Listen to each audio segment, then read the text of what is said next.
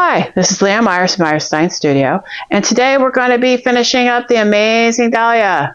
It took a while to get here, I know, but I took my time doing these last few petals, and my last row was not cooperating so well, but I took my time and finished it, and I'm going to demonstrate on how to do the last piece on template I, and let's get sewing. All right. Now we're on the very last piece, I, which makes our dahlia into a circle. And you do the same thing like you did with the petals. You put dots a 1/4 inch away from the points, exactly like you did before. And this last piece is exactly the same as the petals. You just have to be sure you have the dots on the edges of the points right there. And you do the same thing. You take a pen, you put your pen through the dot, and then you go to your piece. If I can find the end here. Here we are. It's the very last one. Yay! It took a while. I know this video took a while to get posted. That's because this is not this is a very hard thing to make, and it took me a little time, and I couldn't work on it every day either. I went to my sister's to pick up some more machines so I can have them on the channel. And okay, so the technique I do with this one is that I kind of put the pin in on one end, and then I straighten out the piece to the edge right here, and then I lift up the pin, and then I replace it down here, so that, because it's kind of a longer stretch there, and all I did is just lay it somewhat to where it's going to be, and then I take the other side, put the pin in, and there is an overlap here. So I want to go right on top of that fabric that's overlapping, not the one that's underneath this blue, but the yellow. And I found this works out better, and I put it right on the top of that fabric where that point is. And I'm matching the dot with that point. And I will take the middle of the piece, and then I'll pin the middle first, and then I go back to this where I pinned the middle, or where it meets the point. I pick it up and I pin it down. Yes. And then I go ahead and because it's such a long arc, because it's such a long arc, I just pin in between the two pins that I've placed on there. And then I sew it. And it gets a bit big, so if you feel any stress under your machine, lift up the piece so that you don't cause any strain on the dahlia. And making sure that point at the beginning is flat. And I have to recheck that a bit often. So, and then sew a 1/4 inch down. Yeah, 1/4 inch down. And I had to put the smaller foot on here. I have a 1/4 inch foot, and so that I could see that dot inside the foot. If you have a foot that you can see completely, flip through to that dot, it just makes it a little easier.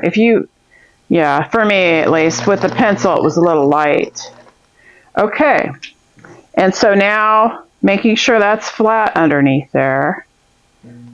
Go carefully to the dot, don't sew too far, and then back stitch. Yes, there we go. It makes me nervous because the feed dogs will go forward a little bit, and I think, oh, I'm going to sew over, but I don't. Sew over the dot. And take it off. And I like to try to remember to clip both ends because I'm not using a machine that has an automatic cutter. I gotta cut those strings, and then I take this end that's not sewn down, and I go over here. Yes. Okay, so this is the very end, so the 1/4 inch will be on this end right here, where this piece meets that one, because that's the very end of it. Because I already got a 1/4 inch sewn in, and I will match that up. I'll match that up, and I can use the pin method, which I should. I keep consistent here. It's just easier to hold too. And there we go. Making sure that's straight. And then I go to the beginning of my point, and I just make sure everything's flat right here. Because if you get a pucker of any kind and then you sew it, you're going to get a pucker at the end.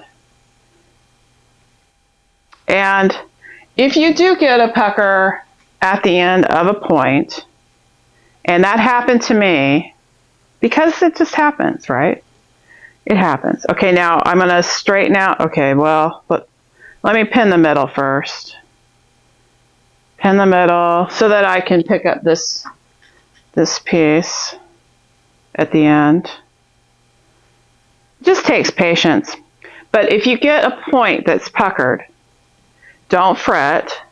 What I did to fix those is that I find out which fabric is folding or puckering, and then I'd slowly pick out whatever stitches it's attached to, and then I would, go back around, and then I would hand fold it with the stitches apart. And at some points I had to go all 4 seams at the intersection because it just got puckered. So, and I would, fold it with a pin. I would fold it with a pin, and then after I got everything done, I would just restitch those seams. And sometimes I would hand sew it, and then sometimes I would machine sew it, but whichever is your favorite, because this is not an easy design to make. It's very, very advanced. Really, I mean, I did this quilt. It was like my second quilt, and I was like, whoa. But the dahlia was really small, and it was so small that I had to actually hand stitch the first 3 rows because I couldn't get my machine under. My machine would not sew that small. It was just impossible. But when I made a bigger one, I had no trouble using my sewing machine. But, okay, so the trick with this is keep all the seams away from that point. All the seams away, right, from that point. And I actually, for the center, to be more successful, I would like 1 stitch away from the point itself so that the fabric can fold, right? And that's a little too far. So you want the dot a little further away from you, just a little bit, by 1 stitch or 2. It will be fine because you're going to fold it. It was just a lot of bulk. Oops, something's going on here. Why are you unhappy? My machine is unhappy for some reason. Let me free this up. Okay. There we go. Yep. I don't know. didn't want to stitch for some reason. Okay. Let's take that there out. That happens. I don't know why. It's just, okay. All right, place it back down 1/4 inch away and a little bit away from that dot, not a lot, just a little bit. Because, are we going to stitch right? Okay. Because I want the fabric to have a little room, and it'd be fine. Because it's just such a sharp point, right? And hopefully, cross my fingers, because even when I do it, if it comes out great, I'm like thrilled, but you know, I have to fix it if it isn't. And you just unpick the stitches real carefully, figure out where the points are wrong, and if it's absolutely terrible and you need to resew it, just take, and I've done that too a few times. I had to resew it. Now make sure the lower part is flat down. I'm just putting my pen and sweeping the fabric back in because these are very thin points. Okay. And at the dot, back stitch. There we go. Anyway, and fingers crossed, we got it. Yes. Okay, now I'm going to iron. I'm going to iron this down, the point down. Okay.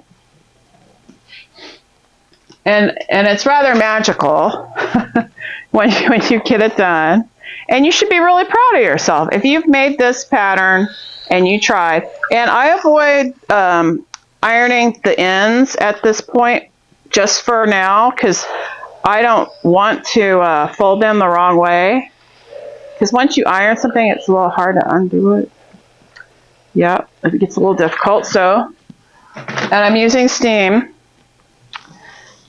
And then I flip it over. It's gotten very big. Flip it over. And so I'm going to fold this down to where this is kind of at an angle like this right here. So as I was saying, when you iron the edges, make sure that you fold them to where it looks. See, this is a better one. Looks like that. And these the edges will fray because it's a Kona cotton. And it has a little bit of an open weave. And if you want to do this dahlia in a fabric that doesn't fray as easily, a batik would work really well, especially, you know, when you piece it. Batiks are really, really nice. So when you're done with this dahlia, what I plan for this quilt is, it's a 54-inch quilt, right? So I would prefer, instead of those small thin pieces that make the thing into a square because you've got these large arcs, I would prefer, because I've done 2 of these dahlias and those edges never meet, like so aggravating, and there's a lot of stretch in those thin long pieces that make the arc. I would prefer to just applique it on a background, applique it. That way it also reinforces the, you know, all these little stitches too. And if you're going to use that as a bed quilt, that would work out a little bit better for you. And appliquing it, what I would do is get some basting. I'll put it underneath here because I don't have it in my kit over here. Baste it down. I'll put the link underneath here what type I use. But I just put little dots of that basting stuff down, and I, you know, prepare my piece that way. You could pin it or stitch it, but I don't do that. So now I'm going to, because of all the biased edges, I'm going to clear my table off here, and we're going to iron and starch this flat. And you can use a stiffer starch, and heavy. You can use a heavy starch if you like. I'm just going to use a lighter starch. And I'm going to prepare this table, and then we're going to start ironing this flat. I have a board that I made, and I pretty much stapled a piece of fabric to this. It's an old drafting board, and it was kind of in rough shape that I had, and it's really large. And when I started quilting, that's what I did. I just stapled this fabric on here, and I put batting and that hot pad material, and made my own little board here. And so I'm going to iron this flat. This is the biggest, flattest thing I have. And I'm just going to do like from the center out right here. Because as you're done, it will not lie flat as it's supposed to. See, it's kind of puckery a little bit. Okay, so mainly you want to get a big enough ironing surface so that you have the center and the point, the bottom of the circumference of the circle out, so that you know that that's flat right there. And this takes a little while because you are ironing it dry. And I did switch to the heavier starch. So just use a heavy starch. I like Terrell Magic because I use it when I use my embroidery machine before I embroider anything. I use stabilizer too, but I love Terrell Magic. I do. And yeah, and because I don't want to wet this down and block it, because I don't want the fabric to shrink down, but because I'm going to put it on a background and it's not going to be washed, so I'm not going to do that blocking technique that you do for shows. You wet down your quilt, and then you shape it square. I'm not doing that technique, but you do want this center here and the edge, so that you know that is flat. You want this flat. You're making all those biased edges go back into place, because no matter how careful you sew, it's still going to stretch a little bit because of the nature of fabric. That's just the way it is. We're not doing straight piecing here. This is all curves. It's Y seams and curves. Y seams, curves, and what else? Curves and bias edges. How to remember. But you just want to iron until it is absolutely dry, and wait for it to dry before you pick it up, no matter which starch you use. This was a little light, I felt. It smelled good because I used the lavender, but use the starch that you want. Stay Flow, there's a heavy Stay Flow. I think it's called Stay Flow starch. Anyway, so go ahead and starch this real well. All right, we're done. So we're done with the Dahlia and that Terrell Magic. I am done. I didn't use the whole bottle, but I was almost out. Terrell Magic Fabric Stabilizer. This I highly recommend. I do not want this to move. I don't want it to go anywhere. The softer starch was not working as well. Best Press, that's what I used. And so as far as backgrounds, to put this on a background, I'm going to just get a 42-inch fabric. Oh, this is 42 inches wide, right? So I'm going to cut two pieces that are 42 inches long, and then cut it, sew it down the middle. So I'll have a seam in the middle somewhere, like either here or over here. And then I'll have 84 inches wide, or square. And I'm going to put this in the middle, and then I'm going to just applique the edges. And it's up to you how you want to applique it. You could do needle turn applique. You can do, and I probably will just do needle turn applique to fasten this down. And I based with this basting glue, and it's really, really, really nice. And I'll show you the link down here because I still can't remember the name of it. It's in my head. I can see the bottle, but I can't think of the name. Anyway, so and it's gonna be 84. Now, if you don't want to go that big, you can do a pieced background. So you can make a square, get a square background and another square, and then just sew 4 squares together that are wider than the 54 inches. And you can also use like scraps out of that too. So you can use a scrap to do that background. Or you could do it in thirds, if you have long pieces. But what I would suggest is that it not be a pattern. You want this to show, like, be your star for the background to frame this out. You can put borders, though, like, whatever kind of border. Like, I might do a border with these what's left of this half yard bundle. And I just want to show you real quick that this is the parrot. This is a half yard when I started. This is how many I got out of that half yard. And the same goes for the flamingos. It's a little less than that, what's left, but I was able to get that one row out of a half yard. So you can imagine how much smaller these come out. You don't even need a fat quarter for the middle. It's so tiny. And see what else.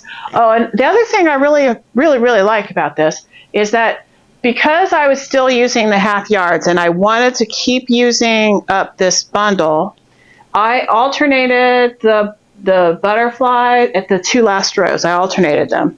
And it took 2 half yard pieces, but I fussy cut the butterflies and the cheetahs. These little things in here are cheetahs. And I also did the same thing with the diamonds where I have the blue and yellow pieces. I fussy cut those too, where the big diamonds were in the middle, like not really smack dab in the middle, but as close as I could get, because you're going in a round shape. You don't have to worry about it to be, like when you do square piecing, because you're not going to adjust because it's going in a round shape. But what is really cool is that now it gives you that spiral effect. It's not just the petals. You can see the petals going down, but you also have like a spiral, so it's kind of neat.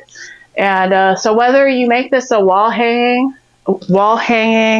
or a table topper, or anything that you can dream up, or a huge quilt, it's up to you.